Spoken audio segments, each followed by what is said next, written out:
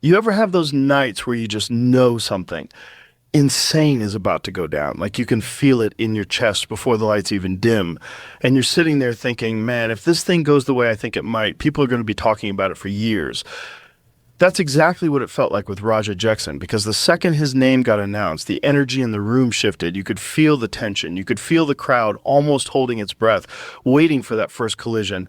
And it wasn't just another fight on the card. It was one of those rare moments where you know you're about to see something primal, something raw, something that pushes a human being right to the edge. And that's why people tune in. That's why they fill arenas, because they want to witness that storm, that chaos, that beauty hidden inside violence. And Raja, man, he's the kind of fighter who delivers on that promise every single time. And this fight was on another level. Man, the intensity of that fight was something else. You could feel it before the first punch even landed. It was in the air, like the whole arena was vibrating with this primal energy. And the crazy thing about Raja Jackson is that when he steps into that cage, the temperature changes, the vibe is different. Like, you're about to see something wild and unpredictable. And right from the opening bell, it was chaos, but not sloppy chaos. It was that calculated kind of madness where every strike he threw had bad intentions. Every feint was setting up something darker. And the other guy, you could see it on his face, like he wasn't just fighting a man. He was fighting a storm. And Raja just kept pushing the pace, walking forward, eating shots, but firing back harder. The kind of exchanges where you're sitting there thinking, dude, how is he still standing? And then the crowd's losing their minds because it's not just a fight anymore. It's a war. It's raw human survival being played out in real time. And that's the thing. Raja doesn't just fight opponents. He drowns them. He overwhelms them. He forces them to question themselves in there. And you could see it happening. The opponent's eyes start shifting. The hesitation creeps in. That half-second pause before throwing a strike because he knows something heavy is coming right back. And Raja thrives in that space, that chaos where most people crumble. He somehow sharpens up, like his instincts kick into overdrive. His timing gets sharper. His shots get meaner, and the crowd just feeds off it. Every connection making the place explode. And you're watching this unfold thinking this is why people love combat sports, because it strips everything down to who's willing to go further, who's willing to embrace the fire. And Raja just seemed like he was built for that furnace, like he gets stronger the crazier it gets. And that intensity never dipped. It just kept building and building like a snowball rolling downhill, turning into an avalanche. And by the middle rounds, it wasn't just about technique anymore.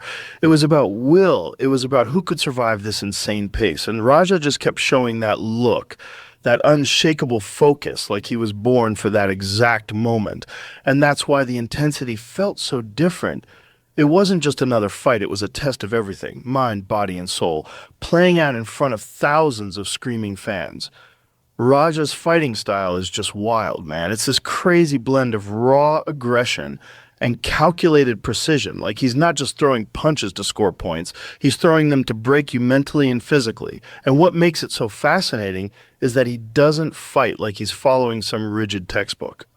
He fights like an artist, like every movement is improvised jazz, but with violence. He'll switch stances mid-combination, throw an unorthodox strike out of nowhere, and then smother you with pressure like he's got no concern for his own safety. And that's the thing. Most guys in the cage, they're trying to conserve energy, they're pacing themselves, but Raja fights like the clock doesn't exist, like he's got an endless gas tank, and it forces his opponents into survival mode from the jump because they can't get comfortable, they can't get their rhythm going when he's in their face throwing leather, mixing in leg kicks that snap like baseball bats.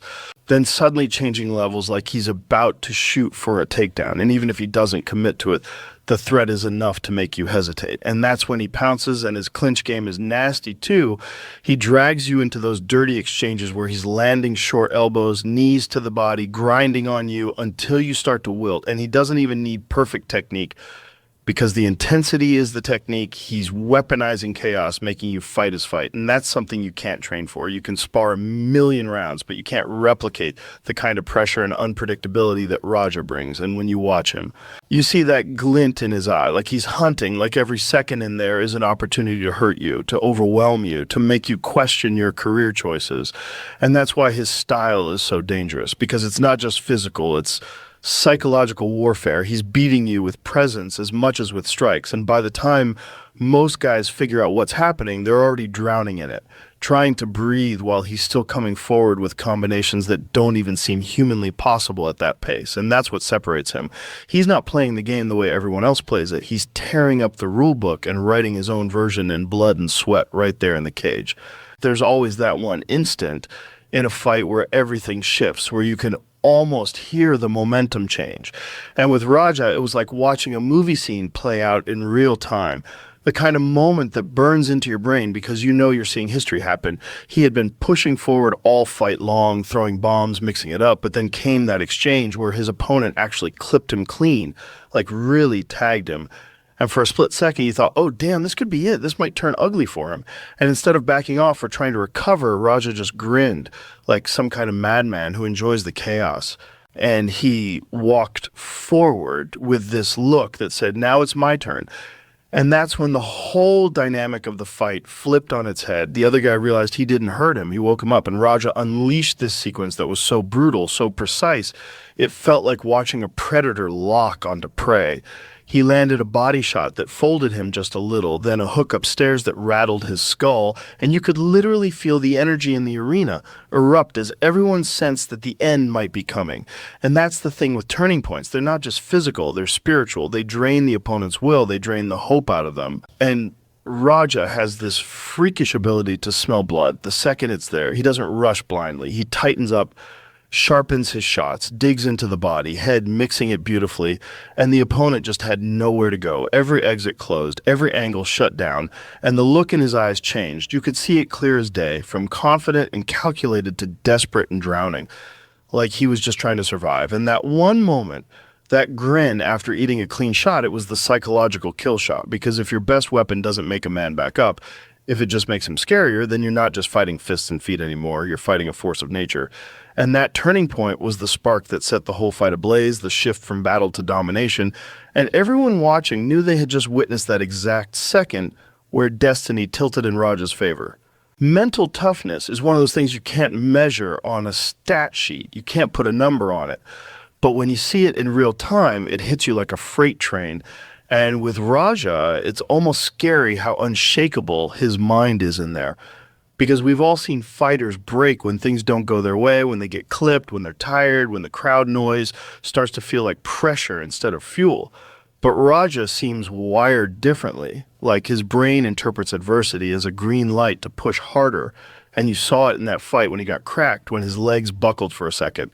Most people would panic, they'd clinch, they'd shoot for a desperate takedown. But Raja steadied himself, reset, and actually came back sharper, like the pain switched something on inside him instead of shutting him down.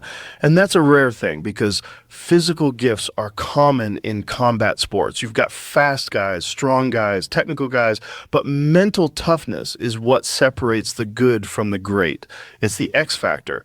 And Raja embodies it in every move he makes. He'll walk through fire without flinching. He'll take a shot to land a better one. He'll drag himself into deep waters where most fighters drown. And somehow he thrives there, like he's been waiting for that exact moment of exhaustion and doubt to show you he won't quit.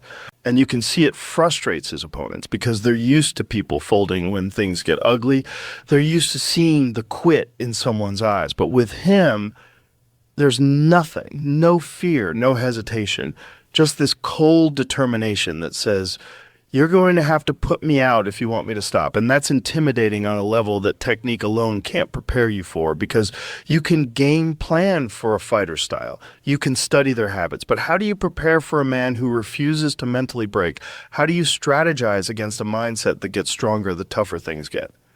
And that's what makes Raja so dangerous. His mental toughness isn't just resilience, it's a weapon, it's part of his arsenal, and it's the thing that allows him to go places in a fight where most men simply cannot follow.